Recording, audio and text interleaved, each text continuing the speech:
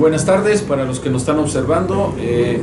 Estamos trabajando hoy martes, ¿qué? ¿Qué 17. Martes 17 de marzo del 2020. Vamos a trabajar con la parashá Ki Tisa, que significa que nos habla del censo, y en su parte específica vamos a tratar de bajar luz o de entender la profundidad o un poquito más en profundidad la cuestión del becerro de oro. Voy a leer porque, aunque sea aburrido, pero es un tema bastante complejo y prefiero compartírselos tal como lo organicé de manera tranquila en la casa, ¿no? Lógicamente, pues no, estas ideas no son mías, todas son prestadas, la mayoría de la estructura es de Rav Gisburg en su página Gailenai y de algunos otros sabios, que se agradece por eso, ¿no? Entonces, esta crisis de liderazgo de Moshe, perdón, en contra de Moshe, ok, nos dice la parashá. El tema principal de esta porción de la Torah, o sea, Ki Tisa, es el pecado del becerro, el cual es considerado el peor pecado del pueblo judío. Los comentaristas explican que el pueblo no intentó crear un sustituto de Hashem, sino que más bien sustituyeron a Moshe por un falso líder, o sea, el becerro, creyendo erróneamente que aquel los había abandonado, y por lo tanto el pecado arquetípico del pueblo como un todo es ir detrás de un falso liderazgo o de no tener paciencia. Dentro de las técnicas de Cábala, voy a ver si lo puedo explicar. La necesidad de comprobación física, o sea, la necesidad de tener un becerro o de tener una forma física que pueda tocar, oler, etc., en el proceso meditativo tiene que ver con lo duro que es trabajar con la visualización o trabajar con la imaginación. Es muy difícil que uno haga ejercicios profundos de imaginación porque el ego inmediatamente quiere algo de donde agarrarse. ¿Sí me explico? O sea, puedo estar un tiempo, vamos a decir, hasta intentando recibir luz de textos, de letras escritas, pero llega un momento en que me da sueño, llega un momento en que me aburro, llega un momento en que mi mente, vamos a decir, se gasta toda su energía y ya no tengo la capacidad de estar enfocado. Empiezo a divagar, empiezo a imaginar cosas, los pensamientos llegan y me atrapan y al rato ya no entiendo nada de lo que estoy leyendo porque estoy en otro lugar. Bueno, en ese sentido, más sin embargo, y hay una cosa positiva, como por ejemplo, lo que está escrito. Si la primera vez no lo entendí, como hay un texto aquí escrito, yo puedo regresar a releerlo. Sí, está claro el punto. Entonces es algo físico que me sirve de apoyo. En cambio, recordar toda la clase, pues es muy difícil. Es muy difícil lograrlo. Debe haber quien lo logre, pero no es fácil. Entonces, por eso mismo es que ellos querían una cosa física para poder enfocar ahí su devoción. ¿Sí está claro? Su trabajo espiritual, todo su trabajo álmico. Lo querían enfocar en algo que pudieran ver y comprobar que allí estaba. En cambio, el trabajo meditativo, pues va al cielo. El trabajo de oración va al cielo.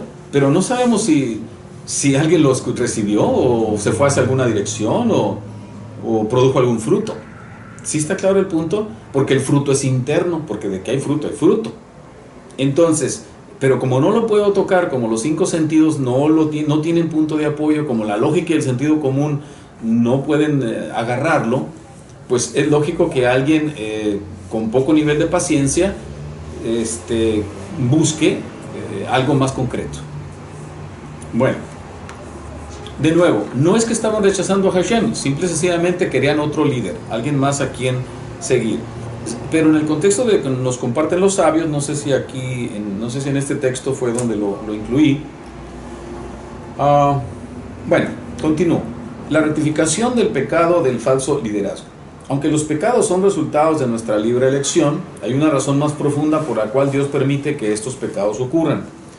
En el caso del pecado del becerro de oro, la lección profunda que aprendemos de él es que no importa cuán lejos hayamos desviado del camino y no importa cuán bajo hayamos caído, siempre podemos retornar a Dios. Y eso es lo que se le llama Teshuvah. Bueno, para que esto no suene así extremadamente religioso, Recuerden que la palabra pecado en su nivel literal, incluso de peccatus, de latín, es errar al blanco. En el aspecto cábala judaica, la palabra pecado de hecho ni existe, pero existe la palabra het y existe la palabra avon. Ambos son sinónimos de pecado. Pero desde el punto de vista cabalista nos explican los sabios, esa palabra pecado, que se traduce como error y como errar al blanco, se da en un contexto específico de debilidad. Se traduce como debilidad. O sea, soy débil ante mi propia mala inclinación. Eso es pecado. ¿Sí está claro el punto? Aclarando para los que nos escuchan o nos ven por primera vez, dentro del aspecto judaico, el mal es el deseo de recibir nomás para mí mismo, nada más para mí mismo. Y el bien es deseo de recibir para todos, para compartir para todos. Entonces, psicológicamente sabemos que el deseo de recibir inconsciente pues habla de un nivel de inmadurez infantil. Si no, quítenle a un niño su juguete y verán cómo se pone. Quítenle su mamila cuando tiene hambre y verán el deseo de recibir en toda su potencia. Entonces, si lo vemos como un símbolo de inmadurez, creo que es más fácil entender lo que la Torah nos está hablando y lo que los sabios nos explican.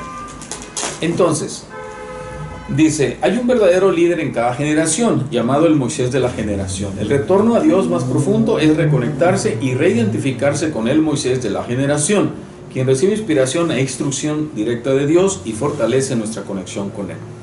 Lógicamente aquí estamos hablando de un trabajo ya serio, ¿no? En yeshivot y dentro de grupos preestablecidos de estudio. Bueno, la rectificación, no. Ok, la transformación meditativa. Aquí es donde hay un poquito de más lógica para quien no le suenen este tipo de informaciones. Okay, todo fenómeno negativo puede ser transformado en su correspondiente fenómeno positivo mediante su esencia. Y la esencia siempre está relacionada con la palabra en hebreo del fenómeno. El nombre hebreo del fenómeno es el poder divino por el medio del cual se recrea continuamente y a cada momento ese fenómeno o esa cosa, o ese individuo, o ese animal, o esa forma. Bien. La raíz del becer. La palabra en hebreo para becerro es egel, ein gimel lamed, que en raíz significa redondo. La redondez es un fenómeno neutro que puede ser positivo o negativo. La redondez negativa es cuando una persigue los cielos. La redondez negativa es cuando una persona sigue los ciclos de la naturaleza, sin reconocer la divinidad y la providencia divina en el mundo. La palabra hebrea para naturaleza es tedá, también es circular y significa anillo, y también es Elohim. Lo divino y el camino de la Torah es rectitud. Si una persona está inmersa solo en los ciclos de la naturaleza, siempre estará dando vueltas y nunca penetrará en los confines del círculo. Ok, aquí hay dos elementos de trabajo. Este asunto del círculo, si lo vemos de perfil, es una línea recta, ¿correcto? Hombre número 1, hombre número 2, el que sabe poner un alto. Cumplir Shabbat es poner un alto, es la ley de la octava. Después de 6, el séptimo se descansa, ¿correcto? Pongo un alto. Ok, esto, en este simbolismo, mucho tiene que ver la luna, no se les olvide. ¿Correcto? Porque la luna es la que rige estos procesos. Al ser el astro más cercano, es quien tiene más poder en el proceso biológico, ¿correcto? De generación de vida. Son ciclos. Por eso mismo es que ahí está una cosa hermosa en cuanto a nuestra capacidad o el don que Dios otorgó para que podamos cambiar. Y por eso cada año regresamos a la misma parashá, ¿correcto? ¿Por qué? Porque, ok, este año no me pude subir al tren, pero el año que viene sí me voy a subir, porque ya sé cuándo viene, ¿correcto? Por eso el Admor Zaken en el Tania nos dice, hay que vivir con el tiempo, hay que aprender a vivir con el tiempo. Entonces, ok, ¿cómo puedo transformar esta línea recta, que en cierta manera tiene que ver con el Egel? Soy esclavo de la naturaleza, ¿correcto? O hasta del astral, soy esclavo del destino astral. Y acuérdense, Ein Masal Israel, no hay destino para el pueblo de Israel. Ok, ¿cómo es que yo hago un alto? Primero cumpliendo Shabbat. Con el Shabbat yo hago un alto. Okay. Trabajo 6 días, pero uno lo dedico a pasármela bien. ¿Correcto? Uno lo dedico a confiar, ¿sí?, en una fuerza superior que me va a nutrir. ¿Correcto? Entonces, ¿qué pasa ahí? Cuando la ley de la octava, en cuanto hago un alto en la inercia, en la entropía de la vida diaria, entonces esta línea se empieza a convertir en espiral. ¿Correcto? Y empiezo a subir. Y este orden me hace elevarme hasta el infinito. ¿Correcto? Entonces, el becerro de oro es lo que significa. Está bien, ahora vas a tener una forma física que tú miras, que tú tocas, que tú hueles, y peor, como es oro, pues entonces es muy buena, es especial. El oro es teóricamente el valor más, el mineral con más valor. Dentro de las ofrendas que se llevaban al templo, o que se pidieron llevar al templo, aquellos de buen corazón, el oro representa el alma. Entonces, era una cosa ficticia, no era el alma en sí misma, era algo que parecía. Entonces, si el individuo hace un trabajo en este contexto, ok, vamos a decir, eligen, ok, acá está Moshe, el Moshe es el Da'at en este concepto, y el becerro de oro está en Malkut, ¿correcto? El Malkut sabemos que tiene que ver con todo lo orgánico, tiene que ver con las sensaciones, etcétera, etcétera. Bueno, vean lo que está pasando ahorita, cómo a través de una entidad por ahí que creo que ni es orgánica, a través de un virus, el mundo está puesto en jaque. ¿Dónde quedó la seguridad? ¿Dónde está la confianza de que? Acuérdense, unos meses parecía que el mundo iba a progresar y los sistemas socioeconómicos estaban listos para crecer y presumiendo cuántos porcentajes crecen cada año, y de repente llega una criatura que ni sabemos qué es y se caen todas las bolsas de valores. ¿Sí me explico? Eso precisamente, ahí es donde empieza la bendición de esa maldición. Nos está obligando a que regresemos a lo que es verdadero. El conocimiento antiguo va a empezar a tener de nuevo realce. Estos grupos van a crecer. ¿Sí me explico? Las iglesias... Lo más esencial, ¿no? Exactamente. ¿Por qué ando comprando cosas que no son necesarias? La vida no solamente es un juego, no solamente es fiesta. Ahora bien, ¿qué dicen? ¿Qué dice la mercadotecnia? No, pues es que eres un amargado y todo eso, ¿no? Porque todo es mercadotecnia. Esto es mediático. Entonces, de nuevo, sabemos que a la hora de la verdad, cuando hay dolor, cuando hay enfermedad, el ego se porta mansito, no mete su cuchara, se esconde, como dice Cacho, porque nada puede hacer ante lo que no conoce, ante lo que comprende, a lo que no tiene poder. Entonces, esta situación que está pasando nos va a hacer más humildes, por lo menos mientras dura. ¿Por qué? Porque ya pasando otra vez vamos a hacernos presuntuosos y no vamos a agradecer porque damos por hecho lo que tenemos, cuando lo podemos perder, y muy rápido. Entonces, de nuevo, esa es la bendición de todo este lío. Entonces, ¿qué era lo que anteriormente estaba en activo? Pues era el becerro de oro. El becerro de oro es amar al dinero, así de simple. Faraón es el dinero. Entonces, la persona, mientras el individuo piensa que ¿cómo dicen los sabios? Que el dinero me va a dar la felicidad, pues definitivamente no. O sea, el dinero es una energía, pero la energía, lo que verdaderamente ocupo por dentro, es lo que viene de Hashem, no el placer que me da el dinero. Que el dinero sí me da placer, no me da felicidad. Entonces, la cuestión del becerro de oro tiene que ver con eso. Si yo creo que el becerro de oro es el Dios a quien yo debo rendir la pleitesía, bueno, pues estoy dentro de las leyes de Elohim, estoy dentro de las leyes de la naturaleza. ¿Qué significa eso? Bueno, porque tu apego está a lo material. ¿Qué significa cuando lo pierdes? Vas a sufrir, porque te robaron tu carro, o deja tú, la familia, la cuestión de la enfermedad, la cuestión de un virus que viene, que puede matar a medio mundo. O sea, eso hace que el becerrito ya no es tan apetitoso como al principio. Entonces, la cuestión de rueda, no se les olvide, es una línea recta, pero porque la vemos de perfil, pero en verdad es algo que se está repitiendo. Por eso es que la luna tiene mucha importancia, porque sus ciclos están medidos por la luna. ¿Sí está claro? ¿Sí? O sea, los cuarto menguante, cuarto creciente, etcétera, etcétera. Por eso el trabajo de Rosh Kodesh es aprovechar la energía de la luna para nuestro beneficio, como un decreto.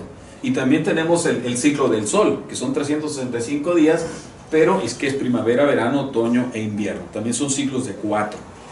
Entonces, eso es lo que mantiene la vida como está. y al individuo también. Entonces, ¿qué intentamos?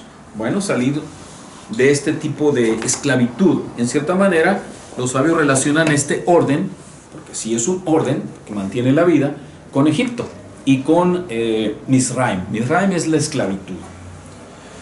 Ahora bien, algunos sabios nos dicen que no es obligatorio evolucionar, aunque la Torá nos diga que, como leemos en el Sidur, nuestro trabajo es alabar, bendecir y reverenciar al Eterno. Para eso fuimos creados. El Zohar tiene una expresión muy enigmática que dice: haz fuerte a tu Creador.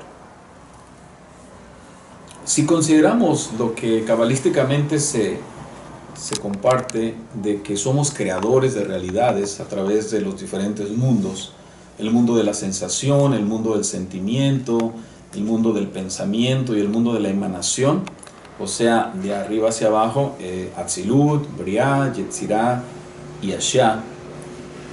A través de esos mundos manifestados en nuestro ser, podemos darle poder al Creador y afectar los mundos superiores, que es lo que estamos trabajando con el Sefer Yetzirah, aunque hoy no lo vamos a trabajar, que me interesa más este asunto del caos que ahorita está, y aprovecharlo como bendición. Si se fijan, hasta ahora pocos son los que verdaderamente hemos estudiado a fondo, y sin embargo verán cómo ahora que las cosas se han complicado nos van a dar más ganas de estudiar, o por lo menos por el miedo o por lo que sea, pero no quiero quedarme con la tentación. Por lo menos vamos a comprobar si esto es cierto. ¿Sí me explico? Vamos a comprobar si esto es verdad, si no, para dedicarnos a otra cosa. Bueno, esa energía es una bendición, porque por propia voluntad no lo hubiera hecho. ¿Qué es lo que sucede? Pues Faraón no nos deja pensar. Faraón nos tiene entretenidos constantemente.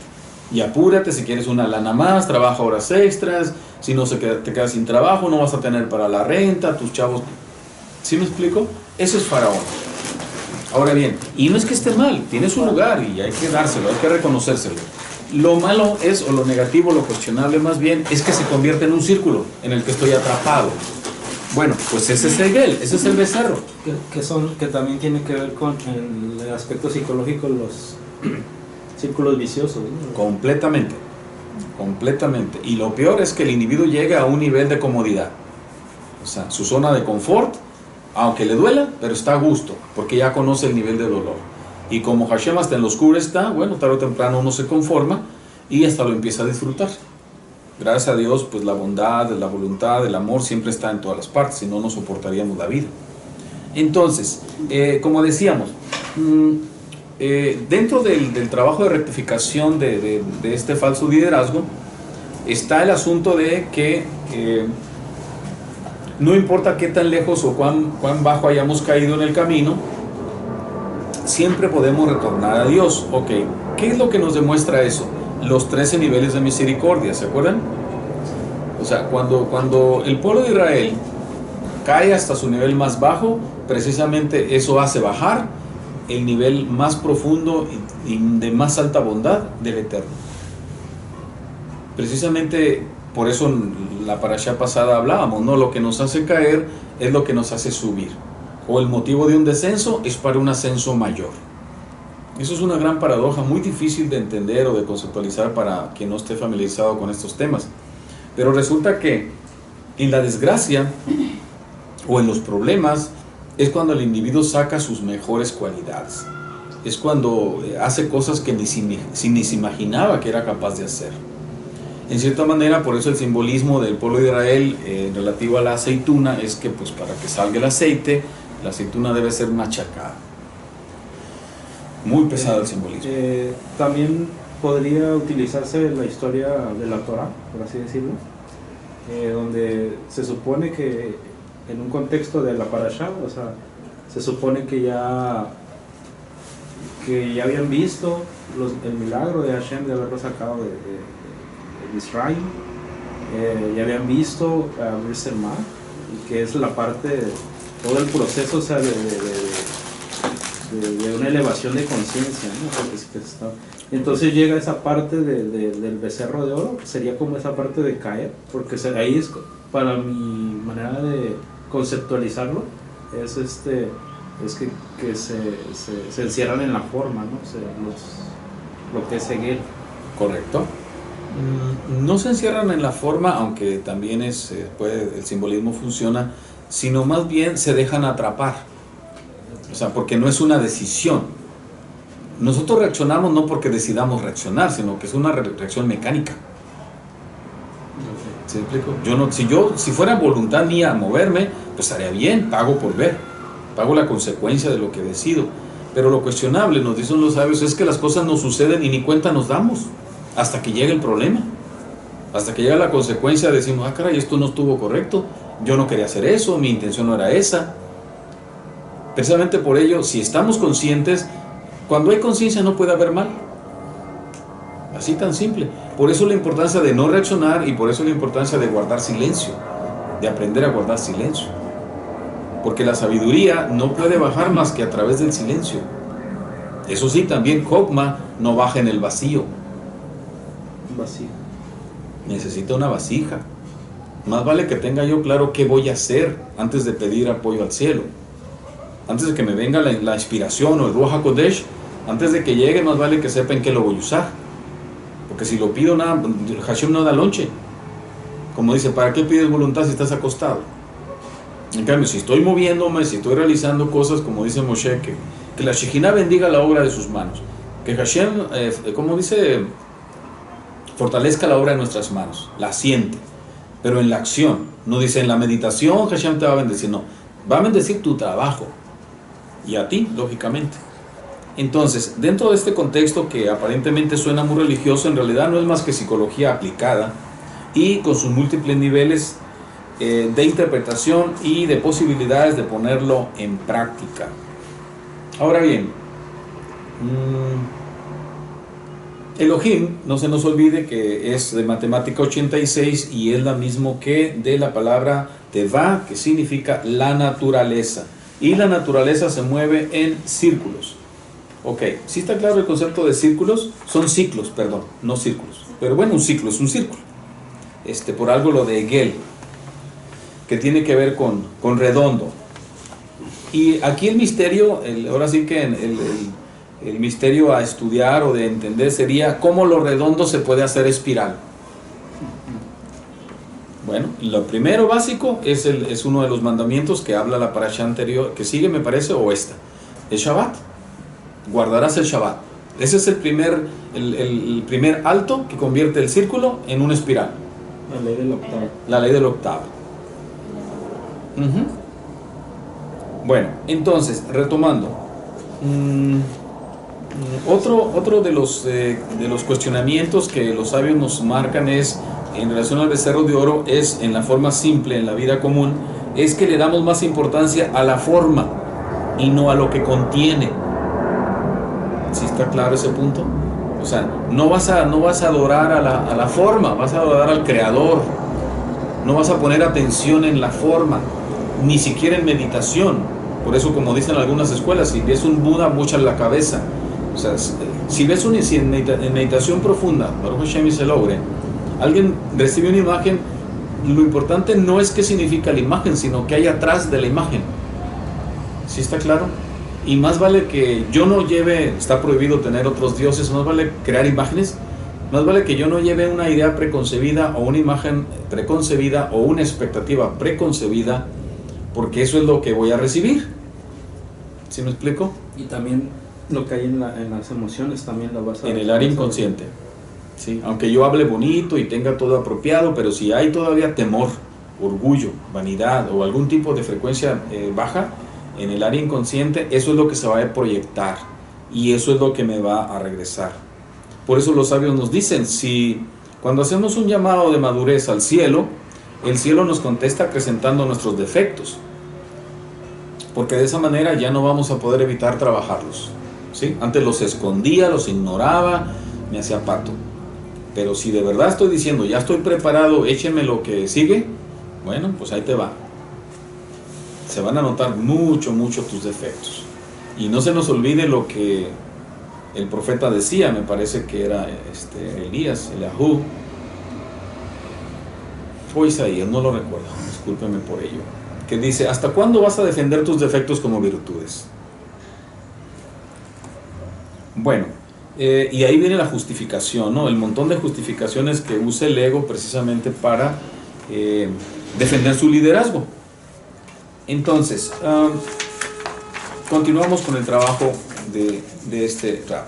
Dice: la redondez positiva es el movimiento continuo espiralado que está siempre en ascenso hasta la divinidad. Esto tiene que ver con la escalera de Jacob. Dice: otra palabra con la raíz Ain, Gimel y Lamed permutada es Agalá o Agla. No, Agalá, que significa carro. Al ser un cierto tipo de vehículo, la conexión obvia con la redondez también son sus ruedas giratorias. En hebreo hay 7 sinónimos para el concepto camino. El séptimo es Magal, que significa circuito, cuya raíz también es la misma. La aparición más importante de la palabra Magal es en el Salmo 23, donde dice Maagleit Sedek, en el cual el rey David le implora a Dios que lo guíe por los caminos justos circulares. La palabra Sedek, justicia, siempre aparece en conjunción con Malkut, que es reinado. Siendo que Magal es el séptimo sinónimo de camino, también corresponde al reino, o sea, a Malkut, que es el séptimo. El reino rectificado es el sendero circular rectificado. El reinado debe penetrar los ciclos y rectificarlos. Bueno, esto es importantísimo. ¿Alguna pregunta relativa a eso? Gracias por la pregunta. Estaba analizando esa ilustración. ¿Espiral? Sí, la espiral. Se viene a la mente la palabra Gilgul. Correcto. Pudiera ser. Eso es. En ese círculo de nuestra alma, en búsqueda de, pues, buscamos esa rotación, ese ciclo que no nos... Correcto. No, de reencarnaciones inconscientes. Aquí podemos entrar en diferentes opiniones de diferentes escuelas, en la cual, por ejemplo, Juan Pablo Rey habla del universo A y del universo B. ¿Quién? Juan Pablo Rey. No sé si te interesa meterte en ese tema porque no es judaico ni religioso. No. Perfecto. Es religioso. Sí. Perdón, digo, es filosofía, es psicología. Es un líder de una escuela de psicología de Argentina. Ok, por ejemplo, en el enfoque de oriental, tenemos el yin yang, tenemos acá arriba los 12 signos zodiacales, no sé cuántos sean, nomás lo voy a poner ilustrativo, ¿correcto? Aquí en medio tenemos los 4 elementos: agua, tierra y agua. Sí, fuego, etc. Acá tenemos los 12 signos zodiacales, que aquí ese es el Gilgal, es el año que está repitiendo el ciclo, repitiendo el ciclo, repitiendo el ciclo. ¿Qué nos dicen? Tienes que aprender a ir hacia adentro. O sea, este es el destino astral que te tiene atrapado, que está dando vueltas y vueltas y vueltas. Tienes que moverte hacia los elementos básicos. Los 4 elementos, acuérdense que tienen que ver con las 4 santas criaturas. ¿Sí? Ahora bien, el factor de cambio también tiene mucho que ver con los elementos. Acuérdense que el factor básico de trabajo cabalísticamente dentro del árbol de la vida es la Shin y la Mem. ¿Se acuerdan? Que es agua y fuego. Ahí tenemos la clave de todo. ¿Se acuerdan? Bereshit bara Elohim et hashamayim. Y también Shema. La Shin y la Mem. Masculino y femenino, el padre y la madre.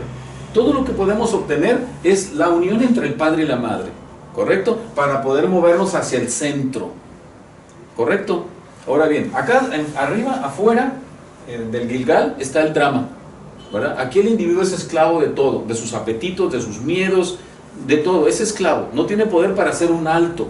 Por eso es que de perfil se ve como una línea recta. ¿Sí me explico? Ahora aquí hay una metáfora curiosa. En el contexto básico que veíamos, lo miramos hacia arriba, pero en realidad no es hacia arriba, es hacia adentro, porque allá no hay arriba ni abajo. ¿Sí está claro? Hacia adentro de la conciencia. Hacia adentro de nosotros mismos. Por eso el Sefer Yetzirah no habla de distancias, habla de profundidades.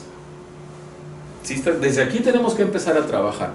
O sea, la idea de que es hacia arriba, nada más por la metáfora de que el cerebro, como vamos a decir vasija del alma, o ahí se manifiesta, pues pensamos en arriba, a diferencia de los pies, o el árbol, que Keter está arriba.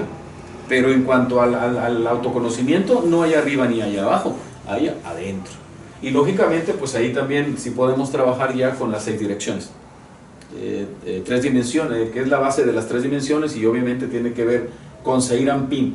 Entonces, vamos a ver que, por ejemplo, utilizando, bueno, aquí ya me voy a meter en astrología, pero no me quiero meter en eso. Vamos a ver que nos dicen los sabios, ¿cómo puedes saber tú que algo de tu vida tiene que ver con una vida pasada? Bueno, aquello que te es más difícil dominar y aquello que es repetitivo es un trabajo de vida pasada. ¿Sí me explico? ¿Dónde está tu ticún? Ahí está tu ticún. Y en tu carta va a aparecer en un lugar específico. ¿Sí me explico? Un extrovertido no va a empezar a trabajar con asuntos de introvertido. Una persona con una capacidad de voluntad no va a trabajar con algo con la timidez. ¿Sí está claro? Es lo opuesto. De hecho, en la carta sería que el opuesto del tímido es el que es bien atrabancado. Y ambos se complementan. ¿Sí? Porque el que habla mucho tiene que aprender a guardar silencio, y el que no sabe hablar tiene que aprender a hablar. ¿Sí está claro? Los valores se complementan mutuamente. Entonces, en ese sentido, es la necesidad de ir hacia adentro para encontrar el otro polo, y ambos tienen que ver con lo masculino y lo femenino. ¿Sí? Por eso que este simbolismo que utilizan los orientales es muy apropiado, y la Torah lo usa también, pero no usa estos símbolos. Pero es lo que te está diciendo, Bereshit bara Elohim et ha-shamayim. Shamayim ya sabemos que es masculino y femenino, fuego y agua que produce vapor, ¿correcto? Y la tierra ya es el residuo de la mezcla. Shamayim, eso es los cielos. Bereshit bara, en el principio Dios creó, Elohim creó los cielos y la tierra. Entonces ese simbolismo creativo se da constantemente. En este contexto, ¿cómo podría yo demostrar qué es fuego y qué es agua? Cuando guardo silencio, es agua. Cuando me apasiono con el tema, es fuego. ¿Correcto? Hay un momento, acuérdense de los movimientos en el Kohelet, Eclesiastés, que, como dice, hay un momento para reír, un momento para llorar, un momento para moverse, otro para estar quieto. Son, creo yo, si no me equivoco, 27 movimientos. Entonces, la Torah está todo. Hay que tener un trabajo de verdadero conocimiento de sí mismo y de autocorrección para encontrarle sentido a esos datos. Si no, pues son histerias curiosas, nada más. Por eso los que estudian eso sin hacer un trabajo objetivo sobre sí mismos, pues se pelean por las fechas. Y que si se llamaba de una manera, que si fue en este tiempo, que si fue en el otro. Pues no nos sirve de nada. Bueno, son datos curiosos. Retomando. En hebreo hay 7 sinónimos, bueno, eso ya lo habíamos visto, ¿no? El becerro o las alhajas del tabernáculo. La siguiente palabra con la raíz en Gimel Lamed es igual a Agil, que significa arete. Las joyas también pueden ser negativas o positivas, o sagradas. Si son usadas para acentuar el amor propio, son negativas y reflejan el becerro de oro, que fue realizado en parte con las alhajas de las mujeres en el desierto. La rectificación del becerro de oro fue la construcción del tabernáculo del desierto, cuyos recipientes y utensilios de oro fueron también hechos del oro de las mujeres. Cuando una joya manifiesta la gracia verdadera de una mujer virtuosa, es santa y refleja al tabernáculo santo. Aquí en esta información la cuestiono porque he leído de otros sabios donde dice que la mujer no participó con sus cosas de oro en la hechura del becerro de oro, y por eso tuvieron méritos de, ¿cómo dice? De reconstruirse cada mes. No creo qué título usa, ¿no? Pero tiene de regenerarse o de volverse a ser completa. Pero bueno, lo comparto porque aquí venía. Ok, el sentido rectificado del equilibrio. Los aros se usan en las orejas, que significa ozen en hebreo. La raíz de la palabra ozen, Aleph Zainun, significa balance o equilibrio. Los dos aretes son como una balanza en perfecto equilibrio. En la Torá, la palabra magal se usa junto con palés, que significa pesar o balancear. Para rectificar el becerro, entonces debemos conducir, en hebreo conductor también significa líder, la carreta apropiadamente alrededor de las curvas del camino. Punto y aparte, el prerequisito para conducir adecuadamente, particularmente en las curvas, es un buen sentido de balance.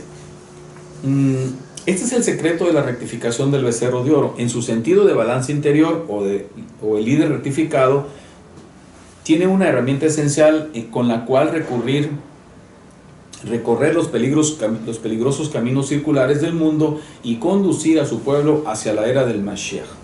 Sí está claro, el balance está precisamente entre el agua y el fuego, entre la Shin y la Mem, no entre el aire y la tierra. ¿Sí está claro el punto?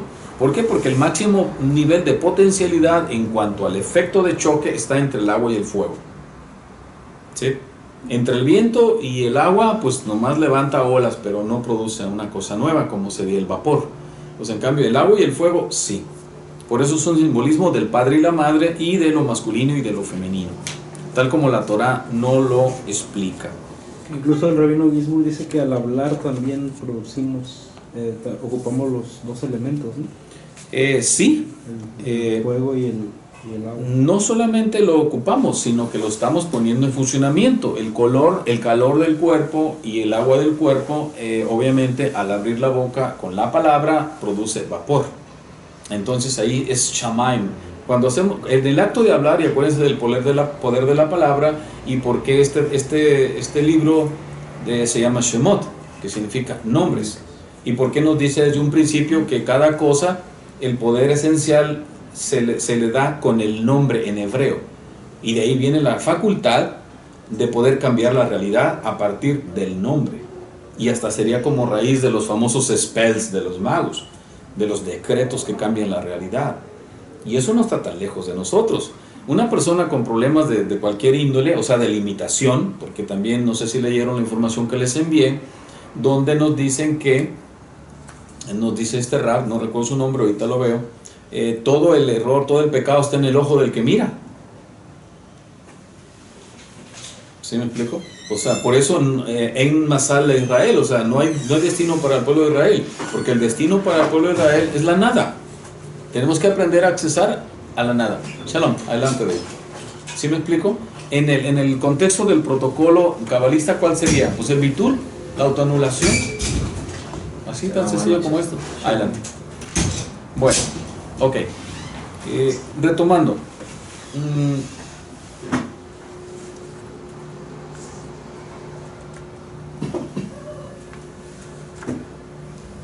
de hecho en el aspecto del tetagrama, o utilizando el tetagrama como parte de este proceso, hay una ilustración que me gustó, a ver si la puedo explicar porque hace tiempo que la trabajé.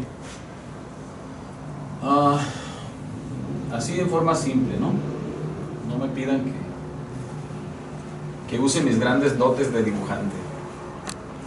Ok, aquí tenemos una Hei, aquí tenemos la otra Hei, aquí tenemos la Ba, y acá arriba está la Yud. ¿Correcto? Ahí está el balance entre la comprensión superior y la comprensión inferior. La Hei superior tiene que ver con el liderazgo de Moshe. La Hei inferior tiene que ver con el liderazgo de las cosas materiales. ¿Sí? En el medio están las emociones, está la Vav, Seirampin, y arriba está lo superior, la conexión con Jogma y Bina. Perdón, entre Keter y Jogma. ¿Sí? Este es el balance en el que siempre vamos a estar batallando. Y lógicamente, el agua y el fuego vienen desde arriba, aunque se manifiesta en todas las áreas. Gracias, David. Sí, aquí está el agua y el fuego. O Abba e Ima. ¿Correcto? La madre y el padre.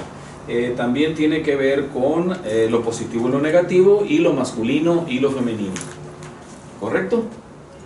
Cuando hablamos de Malkut, que sería acá abajo, aquí es donde precisamente la cuestión de los 4 elementos se manifiesta. ¿Qué letra es aquella del agua? Es Mem, nomás. Mem. Nomás que ahora la hice al revés.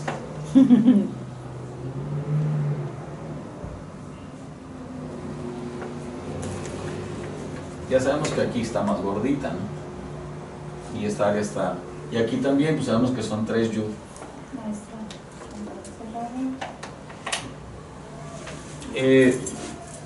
Ok, déjenme ver si puedo compartir un trabajo relacionado con esto.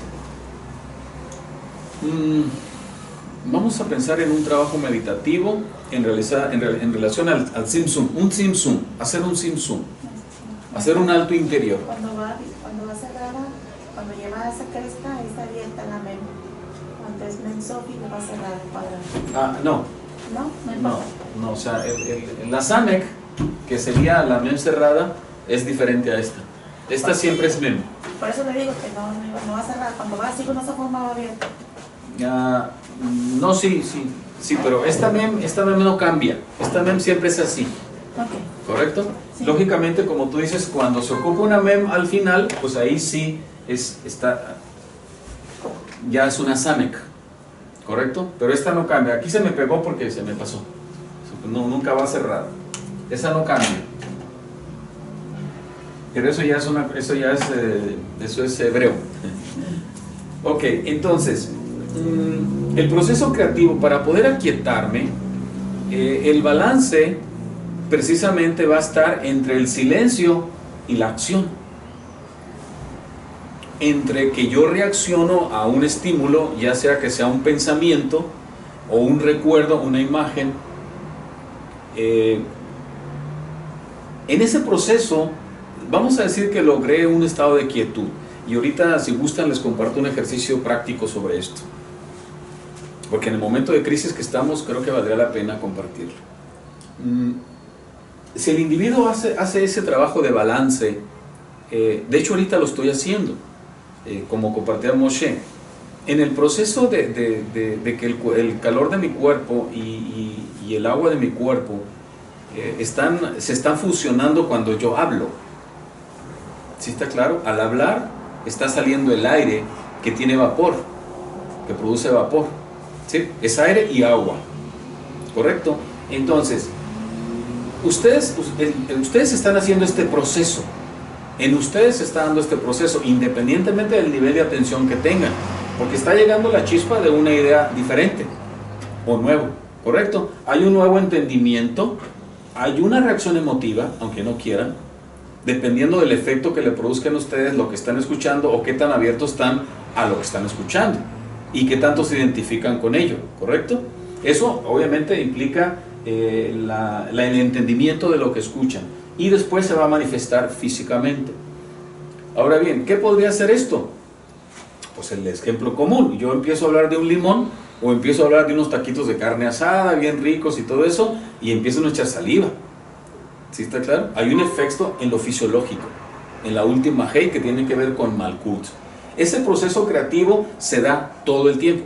¿De qué habla esto? Pues del mundo de Ashia, del mundo de Briah, y del mundo de Yetzirah y del mundo de Atzilut, Briah, Yetzirah y Ashia. ¿Sí? Ya sabemos que Atzilut es emanación y tiene que ver con la letra Yud, pero más bien con el piquito, y es Chokmah. Ya sabemos que el mundo de Briah, algunos le ponen H, otros no. Es el mundo, es el pensamiento y es el mundo de la creación. ¿Sí está claro? ¿Que creamos con el pensamiento? ¿Está claro? Que tiene que ver con Bará, ¿no? Exactamente, Shibara, crear. Entonces, luego viene el mundo de Yetzirah, que es el mundo de la formación. Y lógicamente tiene que ver con los sentimientos o la emoción. Y al final el mundo de Ashia, que tiene que ver con el mundo de la acción. Y acuérdense que aún hablar se considera acción. Permítanme un segundo.